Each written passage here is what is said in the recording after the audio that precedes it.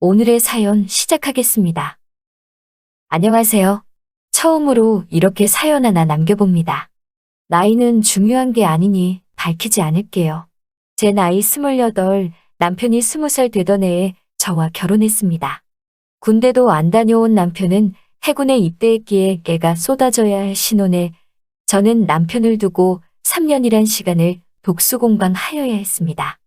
처음에는 여자가 나이가 많아서 안 되겠다고 결혼을 반대하던 시부모님이었지만 결혼하자마자부터 시댁과 합가하여 효부노릇을 하니 저한테 잘해주시더군요. 특히 시아버지가 저를 많이 아껴주시고 챙겨주셨지만 얼마 안 가 시댁과는 연을 끊게 되었습니다. 조선소에서 일하던 남편은 제 나이 38살이 되었을 때 사고로 잃게 되었기 때문입니다. 하늘도 무심하시지 6살, 여동생랑 2딸, 토끼 같은 2명의 자식들을 두고 남편을 저보다도 먼저 데려가 버렸네요. 사고 보상금이나 보험금을 타긴 했지만 전업주부로 살아온 저에게 이 시련은 너무나도 가혹했습니다. 외아들 3대 독자 애지중지하시던 시부모님은 제가 아들을 데려갔다 하시며 저와 연을 끊어버렸습니다. 시부모님을 모시며 살고 있었기 때문에 저와 제 아이들은 길바닥 신세를 피치 못하게 되었지요. 정말 너무나도 힘들었습니다. 아들만 챙기던 친정 또한 저희 처지를 안타깝게 여기긴 했지만 그렇다 할 도움도 주지 않았습니다. 보험금과 사고보상금으로 새 터전을 구해 어떤 날은 하루도 쉬지 않고 일해가며 2 자식들을 키워냈습니다. 2 아이들이 정말 힘들었을 텐데 남편 복은 없었지만 자식 복은 있던 것 같네요. 2 아이는 훌륭하게 자라 상위권 대학의 장학금을 받으며 공부를 하게 되었고 첫째는 전문직, 둘째는 대기업에 취직을 하게 되었네요. 2 자식들은 저한테 그동안 너무 고생했다며 이제 자기들이 저를 부양할 수 있으니 당장 직장부터 관두라고 하더군요. 몸은 편해졌지만 참대놓고 아무것도 안 하려니 그것 또한 너무 힘들더군요. 집에만 있어도 되는가 싶기도 하고 여유가 생기니 그동안 참아왔던 것들이 한 번에 터져나오더라고요. 그러던 중에 제가 공장에서 일하던 시절 친하게 지냈던 언니를 우연찮게 만나게 되었습니다. 잘 지냈냐고 보고 싶었다고 둘이서 한참 회포를 풀었습니다. 듣자 하니 이 언니는 이미 몇 년 전에 은퇴를 한 상태였다고 하더라고요. 제 아이들이 보고 싶다고 하여 아이들 덕분에 요즘 편하게 지내게 되었다고 자랑 좀 했습니다. 언니와는 가끔씩 만나며 친분을 다져왔는데 그러다 보니 어느 날 고민 아닌 고민거리를 언니에게 털어놓게 되었습니다. 그동안 자식 키우는 데만 집중해서 살아와서 몸은 편해지고 여유로워졌는데 뭘 해야 할지 모르겠다고요. 언니는 그런 게 고민이었으면 진작 말하지 그랬느냐며 저에게 새로운 세상을 가르쳐줬습니다. 여러 취미 활동을 하던 언니가 이런저런 자리에 저를 데려가기 시작했어요. 스포츠 댄스도 배우고 등산도 다니고 제 인생에 해보지 못할 것 같았던 골프도 배우게 되었습니다. 자식들 뒷바라지 하느라 일만 하면서 살아 몰랐는데 세상에는 할 게 너무나도 많다는 사실을 알게 되었습니다. 언니는 언제부터 이렇게 인생을 즐기면서 살기 시작했는지 아는 사람들도 참 많더군요. 새로운 걸 하게 되면서 그동안 느낀 적적함은 많이 사라졌지만 그래도 뭔가 채울 수 없는 아쉬움이 강하게 남더라고요. 그러던 중에 언니가 저에게 제안을 하나 해왔습니다. 하루는 저보고 묻지마가 뭔지 알고 있느냐고 물어보더라고요. 좋은 이야기는 들어본 적이 없으니 같이 가자고 물어보는 언니의 말에 한사코 거절의 의사를 표현했지만 앞으로 살아봐야 얼마나 더 살겠냐며 저를 계속 설득을 하더군요. 결국 언니의 간곡한 부탁에 모시겨 한번 다녀와 보기로 했습니다. 약속 장소로 가니 관광버스가 한 대 서 있었어요. 막상 정말 저 버스에 몸을 싣는다 하니 긴장이 되고 가슴이 쿵쿵 뛰더군요. 언니한테 이거 은근히 긴장된다고 하니 언니는 사실 혼자서 몇 번 와봤다면서 잘 설명해 줄 테니 떨지 말고 있으라고 하네요.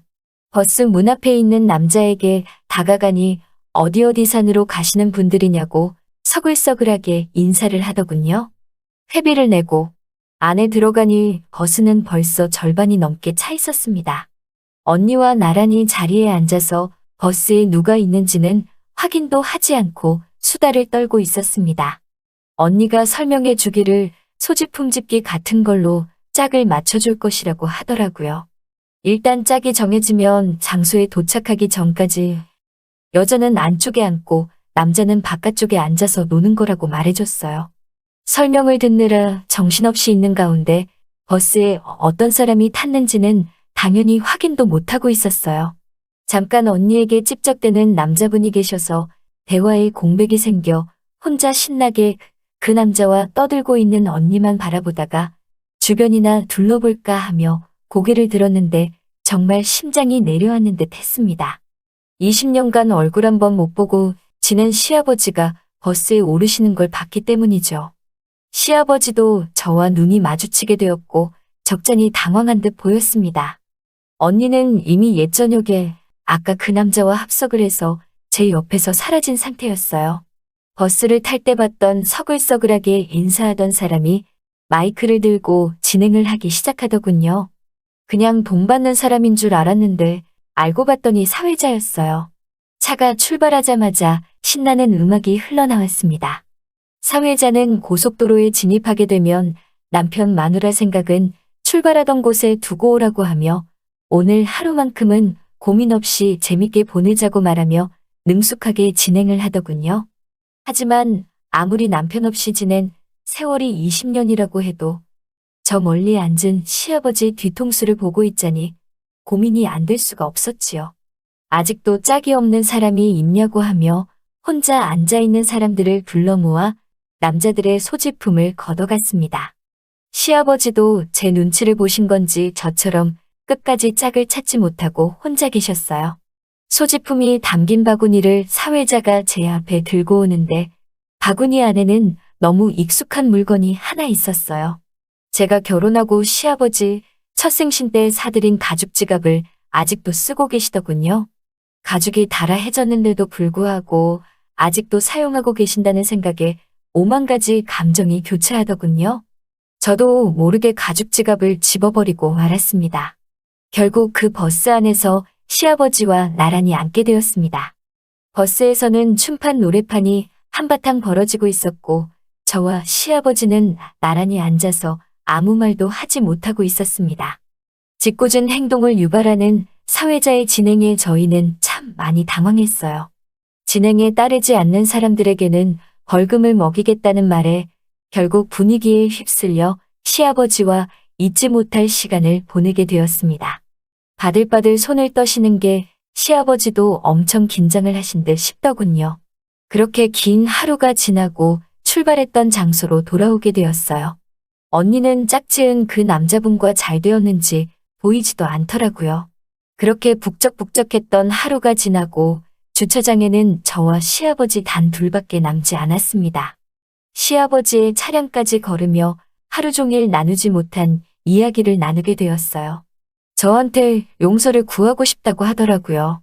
아들이 떠난 건 제 잘못이 아닌데 그때 왜 그랬는지 메일을 후회로 보내고 있다고 하시네요. 시어머니는 잘 계시냐고 묻는 저희 말에 아들이 얼마나 보고 싶었는지 5년 전에 돌아가셨다고 씁쓸하게 한마디 하시더군요. 시아버지도 혼자서 외롭게 지내셨고 그 외로움 속에서 제가 느꼈을 기분을 생각하니 저에게 큰 죄를 지은 것 같다는 생각을 하셨답니다. 그동안도 몇 번이고 저에게 잘못했다 용서를 빌고 싶었지만 이미 10년도 넘는 긴 시간 동안 연락 한 통 없이 지내왔으니 어디서부터 저를 찾아야 할지도 도무지 감도 안 잡혔다 하시네요. 20년 만에 시아버지 댁에 처음으로 들르게 되었습니다. 제가 살던 그때와 달라진 것 하나 없더군요. 남편 생전에 저와 같이 쓰던 신혼방마저 그대로 유지하고 계셨어요. 시어머니가 쓰시던 방도 깨끗했습니다. 그동안 그 방을 정리하며 얼마나 많은 후회를 하셨을까 하는 생각에 저도 모르게 눈물이 나더라고요. 그렇게 그날 밤 시아버지와 한참을 부둥켜 안고 울었습니다. 그날 시아버지의 집에서 하루를 보내고 다음날 시아버지의 차를 타고 집으로 돌아왔습니다. 아직 자식들에게 시아버지에 대한 이야기는 하지 못했어요. 자식들한테 좋은 소식일지 나쁜 소식일지 아직도 감이 안 잡히고 어디서 다시 재회하게 되었는지까지 도무지 말을 이어갈 자신이 없네요. 그날 이후로 저는 언니와 보내는 시간보다 혼자 외롭게 지내실 시아버지와 더 많은 시간을 보내고 있습니다. 언제까지 아이들에게 시아버지에 관한 사실을 숨길 수 없다는 걸 알고 있습니다. 언젠가는 시아버지와 저희 이야기를 자식들에게 해야 할 날이 오겠지요. 그때까지는 저 혼자서라도 그동안 못해드린 좋은 며느리 돌이라도 해드려야겠네요. 그럼 제 사연은 여기서 이만 마치도록 하겠습니다. 또 찾아주셔서 감사합니다. 매일 새롭고 흥미로운 사연으로 찾아뵙겠습니다. 구독과 좋아요 잊지 마시고 다음 사연으로 다시 찾아뵙겠습니다. 감사합니다. 안녕하세요. 썰스타그램입니다. 오늘의 사연 시작해 볼게요. 안녕하세요. 저는 40대 후반 남자입니다. 저희 딸은 어릴 때부터 정말 예뻤어요. 예쁜 얼굴 때문에 어릴 적 아동 잡지 모델 제의도 많이 들어왔고, 딸도 어릴 적부터 가수를 하고 싶어 했어서 저는 경험상 딸이 모델이 되는 것을 도와줬습니다. 딸은 계속해서 모델을 하다가 중학생이 되게 되면서 모델을 그만두게 되었어요. 어릴 때 했던 모델 일이 재밌었는지 딸은 커서도 계속해서 연예인이 되고 싶어 했습니다. 하지만 연예인이 되려면 댄스, 보컬 학원도 계속 보내줘야 하고 준비해줘야 할 게 많더라고요. 저희 집 사정으로는 도저히 엄두가 나지 않았습니다. 결국 딸은 서울에 올라가서 잡지를 하면서 직접 보컬과 댄스 학원에 다녀보겠다고 했습니다. 저희는 딸이 서울에 올라가는 돈만 지원을 해주고 딸에게 뭔가 더 해줄 게 너무 없어서 미안했어요. 엄마, 아빠, 나 꼭 열심히 해서 연습생 될게. 정말 신이 나서 서울로 올라가던 저희 딸.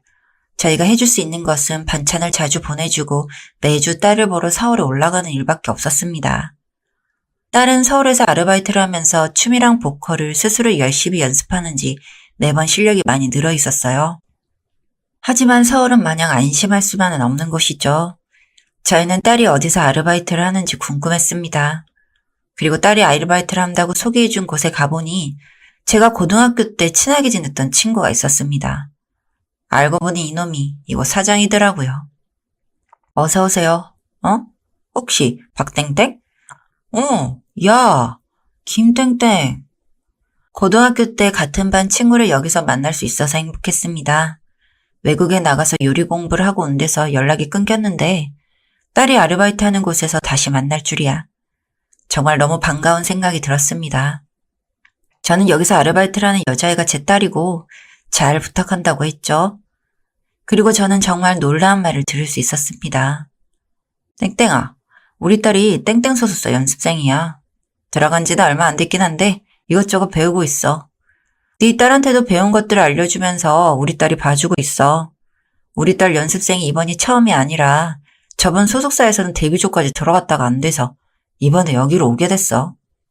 너희 딸도 소속사 들어갈 수 있게 우리 딸이 열심히 도와줄 거야. 니네 딸 그러고 보니 모델도 했다면서? 그래서 그런지 끼가 출중하더라. 친구의 딸도 연예인 준비생일 줄이야. 학원에 다닐 돈이 없어서 혼자 개인 연습생으로 준비하는 저희 딸을 위해서 친구 딸이 열심히 개인 레슨을 해준다고 하니 너무 고마운 생각이 들었습니다. 너무 기특한 친구 딸. 친구 딸 주라고 친구한테 돈도 좀 주고 저희는 그날 오랜만에 본 친구와 시간을 보내고 다음날 다시 집으로 돌아왔습니다.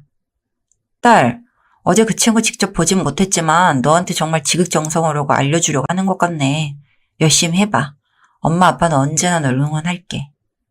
딸에게 오늘도 응원한다는 문자를 남기고 저희는 다시 힘차게 가게 일을 했습니다. 김씨, 딸 연예인 준비 중이라면서?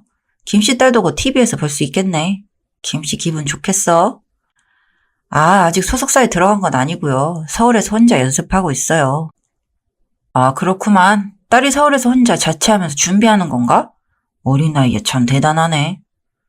저희 딸을 응원해주는 사람들도 많아서 저희 부부는 정말 기분이 좋았습니다. 딸도 서울에서 중학교를 다니면서 친구들도 많이 사귀었는지 친구들과도 같이 찍은 사진도 종종 저희에게 보여주고 학교 댄스팀에서 찍었다는 영상도 보여주면서 저에게 더 열심히 하는 모습들을 보여주었습니다. 외동딸인 저희 딸, 그런 저희 딸이 꼭 성공했으면 하는 바람에 저희도 더 열심히 일했죠. 그리고 어느 날 저희는 정말 좋은 소식을 들을 수 있었습니다. 야, 땡땡아, 내가 이번에 좀 좋은 소속사 사장 한 분을 알게 돼서 이분이 우리 가게 자주 오시던 손님이신데 알고 보니 소속사 사장님이시더라고? 내가 땡땡이 좀 보여드렸더니 한번 비공개 오디션 보는 게 어떻겠냐고 하시더라. 다음 주로 면접 일자 잡았어. 우리 땡땡이가 다니는 소속사만큼 좋은 곳이야. 너희 딸을 좋게 보시는 것 같아서 아마 연습생 들어갈 수 있을 것 같다. 저희 딸이 드디어 좋은 곳에 오디션을 볼 기회가 있다니 저희 부부는 너무나도 두근거렸어요. 저희 딸도 정말 들떠서 열심히 연습했습니다. 그리고 대망의 오디션 날이 되었죠. 저희는 오디션 전날 서울로 올라가서 많이 긴장되어 있는 딸을 열심히 안심시켜줬습니다. 땡땡아, 꼭 이번에 안 되어도 좋아. 첫 오디션이잖아? 처음부터 너무 잘하는 사람은 없어. 그러니까 너무 떨지 말고 준비한 만큼 보여주고 와. 오디션 날짜가 되었고 딸은 오디션을 보고 왔어요. 그리고 저희는 걱정과는 달리 오디션 결과는 괜찮았고 딸은 소속사 연습생이 되게 되었습니다. 저희는 이제부터 딸의 꿈을 이룰 수 있는 길이 제대로 펼쳐질 줄 알았어요. 하지만 이것부터가 저희 딸의 불행의 시작이었습니다. 땡땡아, 왜 연락이 안 돼? 아, 미안해 엄마.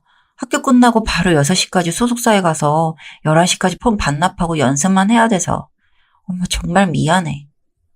여기까지는 소속사의 하드 트레이닝 과정이라고 했고 다른 소속사들도 이런 곳이 많으니 이해를 했습니다. 하지만 저희 딸에게 너무 과도한 다이어트를 시키는 전부터 전 너무 이해가 되지 않았어요. 엄마, 이거 반찬들 준 거 나 못 먹어. 두부인데도 먹으면 안 된다고? 소속사에서 45kg로 꼭 만드래. 나 5kg 다음 주까지 꼭 빼야 돼. 그래서 지금 하루에 5시간씩 운동도 하고 있어. 이제 2kg 남았는데 다시 찌면 안 돼. 조금만 먹어도 다시 찐단 말이야. 딸을 생각해서 최대한 저칼로리로 만들어준 것도 딸은 먹을 수가 없다 했습니다. 하지만 여기까지도 딸 TV에서 정말 예쁜 연예인으로 만들어주려는 과정인가 보다 했죠. 하지만 딸이 본격적으로 제대로 연습생이 되어가면서 일이 점점 터지기 시작했습니다. 김땡땡 연습생 부모님, 땡땡이가 예뻐서 데뷔하고 나서 바로 웹드라마 등등에 출연시키려고 해요. 그러려면 연기학원을 다녀야 됐는데 학원비 같은 것은 연습생 쪽에서 부담을 해야 해서요. 김땡땡 연습생한테 계좌랑 체크카드 발급해 놓도록 했어요. 어머니께서 땡땡이 이쪽으로 학원비 좀 이체해서 보내주실 수 있으실까요? 땡땡이를 위해서니까 저희는 비싸도 다달이 학원비를 보냈습니다. 그리고 땡땡이도 열심히 잘 다니는지 기분이 좋아 보였어요. 하지만 소속사에서는 점점 더 돈을 보내라고 했습니다. 연습생 부모님, 연기 심화반을 들어가야 해서요. 요즘 글로벌 걸그룹 관련해서 영어랑 일본어, 중국어도 알아야 해서요. 돈은 소속사에서 지원해주는 것이 아니었나 하고 점점 이상한 기분이 들었지만 소속사에서는 보컬과 댄스, 그리고 연습생 교육까지만 지원해준다면서 저희에게 다른 것을 직접 해야 한다는 말을 들었습니다. 돈도 많이 들고 조금 빠듯하기는 했지만 저희는 딸의 미래를 위해서 열심히 투자를 했죠. 그리고 저희는 어느 날 딸에게서 충격적인 전화를 들을 수 있었습니다. 엄마 나 좀 여기서 빼줘. 지금 소속사 가기 전에 전화하는 건데 소속사 너무 무섭고 힘들어. 요즘은 하루에 한 끼, 그것도 샐러드볼만 먹게 하고 정말 너무 배고프고 어지러워. 그리고 어제는 춤 못 외워왔다고 댄스 선생님한테 맞고 고음 못 올린다고 보컬 선생님한테도 맞고 사장님한테도 끌려가서 맞았어. 그리고 엄마, 사장님이 내 몸에 자꾸 손을 대. 엄마, 나 정말 무서워. 딸의 목소리는 정말 떨려 보였고 둘 다 서울로 올라갈 수 없어서 저만 급하게 서울로 올라갔습니다. 그날은 딸을 소속사에 보내지 않고 소속사 쪽에서 전화 오는 것을 다 받지 않았죠. 딸은 혹시 몰라서 자신이 혼난 것을 녹음해뒀더라고요. 녹음 파일을 들으니 저는 정말 정신이 돌 것 같았습니다. 야, 김땡땡. 너 사장님 덕분에 낙하산으로 들어오니까 데뷔는 뭐 당연한 줄 알았냐? 내가 웨이브 더 가능하게 해오랬잖아. 너 지금도 좋기는 한데 더 이렇게 나같이 해야 남자 팬들이 뻑 간다니까. 귀여운 컨셉에서도 섹시한 애가 하나 있어야 남자 팬들이 뻑 간다고. 야, 아니 그렇게 하지 말고 가슴이랑 엉덩이도 좀 더 내놓으라고. 야, 너 진짜 말 왜 그렇게 못 알아듣냐? 손으로 가슴 쪽 쓸어내리면서 웨이브를 하라고. 야, 참나 진짜. 야, 부끄러워할 거면 연애 왜 하냐? 다시 나가서 너 하던 모델이나 해. 보컬 선생한테 혼났다는 내용도 비슷했습니다. 이 말 뒤에는 맞는 소리와 함께 살려달라는 딸의 소리만 가득했습니다. 딸은 옷을 위로 끌어올려서 제게 등을 보여주었고 등에는 채찍 같은 걸로 맞은 흔적이 가득했습니다. 전 정말 정신이 돌아버릴 것만 같았어요. 아빠, 그리고 이것도 좀 들어봐. 내가 우연히 사장실 쪽 가다가 들은 거야. 사장님, 연습생들한테 돈은 다 받았고요. 제가 몇 배 더 땡겨서 받았습니다. 무조건 돈 내야 한다니까 다들 딱딱 내던데요. 아무것도 모르는 것들. 다음 주 애들 데리고 2차 준비만 잘 하시면 될 듯 합니다. 황 사장한테 연락 잘 해두었습니다. 알았어. 황 사장 오랜만에 입맛 좀 채워줘야지. 사실 연습생에 드는 모든 돈들을 본인이 부담하면서 저에게 돈을 떼는 소속사. 그리고 애들을 상대로 성상납을 하려 했던 소속사. 저는 정말 화가 나서 이 녹음 파일을 토대로 당장 경찰 쪽으로 가서 소속사를 고발했습니다. 그리고 저는 이 모든 과정 속에서 저희 딸이 불안장애랑 대인기피증이 생겼다는 것을 알게 됐습니다. 딸이 얼마나 힘든 상황 속에서도 그래도 연예인이 되려고 노력했는지 딱 했죠. 그리고 저는 불법 소속사를 소개해준 친구와 한판 했습니다. 야, 박땡땡. 아무리 네 딸 성공만 바래서 한 일이라고는 하지만 어떻게 우리 딸한테 이런 불법 소속사를 소개해줄 수 있냐? 우리 집 사정 알면서도 어떻게 이럴 수가 있어? 사람 같지도 않은 새끼. 너 오늘 한번 제대로 뒤져봐라. 저는 박땡땡 가게에 있는 후라이팬으로 박땡땡 뒤통수를 한번 내리쳐줬습니다. 눈에 보이는 게 그것뿐이어서 참 아쉬웠지만 코피가 팡 터지는 박땡땡 얼굴을 보면서 좀 살 것 같았어요. 장사도 종 좀 치라고 박땡땡이 한 일이 써진 대자보를 식당 여기저기 붙여주고 왔습니다. 그리고 다음날 박땡땡에서 전화가 왔습니다. 야 이 새끼야 뭐 이렇게까지 하냐? 나 너 때문에 장사 망했다고. 가게 문 닫는다고. 이 새끼 이거 너 두고 보자. 하지만 박땡땡은 저한테 뭘 할 수 없죠. 제가 제 딸 핸드폰을 보다가 박땡땡이랑 소속사 사장이랑 짜고 저희 딸과 절 괴롭힌 정황을 찾았기 때문이죠. 그 김땡땡이라고 했나? 우리가 아주 쪽쪽 빨아먹어줄게요. 전혀 모를 거야. 우리도 몰래 할 거니까. 우리가 불법 소속사인 줄 아무도 모르고 우리 다 이름난 충소 소속사에 있던 사람들이라고 돼 있는데 누가 의심해요? 형님은 아무 걱정하지 마세요. 빨대 꽂고 쪽쪽 빨아먹어줄 테니까. 쪽쪽 빨리다가 다른 소속사 가든지 연예인 포기하든지 하겠죠. 저희는 이 점도 녹음해서 경찰 쪽에 넘겨서 현재 박땡땡까지 같이 고소를 진행하고 있습니다.